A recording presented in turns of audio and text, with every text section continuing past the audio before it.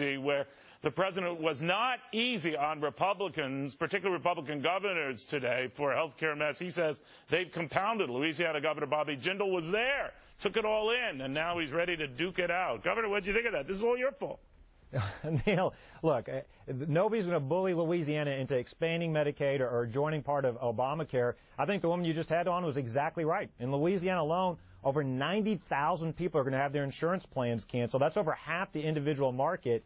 Now think about this. The president's trying to blame insurance companies. If an insurance company did what he has just done, he's admitted that he's basically saying that he lied to us when he said you could keep your plan if you liked it. If an insurance company did that, we'd accuse them of fraud, and we'd go after them. This isn't right. It is nice that he's apologized. If he really means it, one person in this country, the President of the United States, could put an end to this law. He could go to Congress, admitted he made a mistake. Let's repeal and replace this law. He could do it today if he's really genuinely sorry. Well, he's not doing that. But, Governor, what's interesting, what you said, what he's effectively saying is Republican governors, there were a couple of Democratic governors, too, if my memory serves me right, who nixed this exchange thing, that they compounded the problem. But, ironically, the problems we're having for a lot of folks have nothing to do with exchanges or the role of a governor in any of these states. It has to do with just the sheer cost of joining up. And that's something that's regardless of whether you like the exchanges, private, public, or otherwise.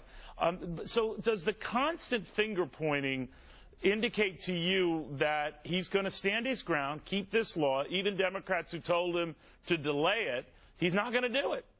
Well, he made a joke today that they're going to call it something else other than Obamacare. I've got news for him. This is his legacy. This is his responsibility. He forced it through with parliamentary maneuvers. You're right, Neil. You see more and more Democratic, especially Democrats up for re-election, beginning to distance themselves, calling for delays. Joe Manchin calling for delaying the mandate and other parts of the bill for a year. Others calling for legislation to allow you to keep your plan.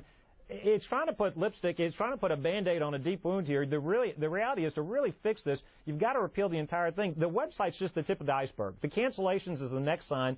The reality is the federal government has no business trying to run our health care system. Quality is going to get worse. Prices are going to go higher. This is just the beginning. I think that it only gets worse, and I think they're going to continue to point fingers. They're going to blame folks that wrote the website, the code for the website. They're going to blame the insurance companies. They're going to blame doctors. They're going to blame everybody.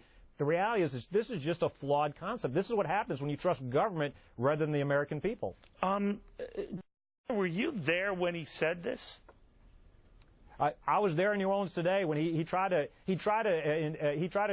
bully us. He tried to intimidate us. Tried to force us to join the Medicaid program. And but when he said this, I mean, he was clearly. It's one thing to diss you behind your back, right? I mean, but he's doing it in front of you. Well, he didn't talk. He didn't go so much into the exchanges today. He focused a little bit more on Medicaid today. But I've heard him say previously in other venues, I've heard him try to blame states. The reality is the state-run exchanges aren't. I mean, look at Vermont. You've even got states that have run their own exchanges. They're not doing well. Right. The fact is that I'm proud of the fact. I think, if anything, the recent turmoil shows we made the right decision in Louisiana not to try to do the exchange, not to expand Medicaid, to say Obamacare is flawed. We're doing different things. In Louisiana, we're building a bottom-up alternative, doing public-private partnerships, working with the private sector to deliver better health care for our people. We don't need this top-down federal government approach. What do you think happens a year from now? Let's say he does not delay the employee mandate. In other words, individuals having to get coverage.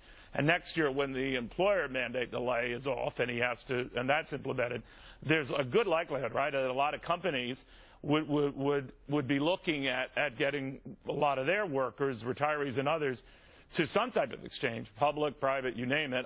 But it will be a lot bigger an issue next year at this time, wouldn't it? Oh, I think your point earlier was exactly right. Right now they're talking about millions of Americans. This only grows. Remember, he only temporarily delayed the mandate on employers, and you're going to see a huge backlash next year. I'm hoping the pressure builds. You're already beginning to see those Democrats, like our senator here in Louisiana and other Democrats who are up for election, beginning to change their tunes, at least slightly.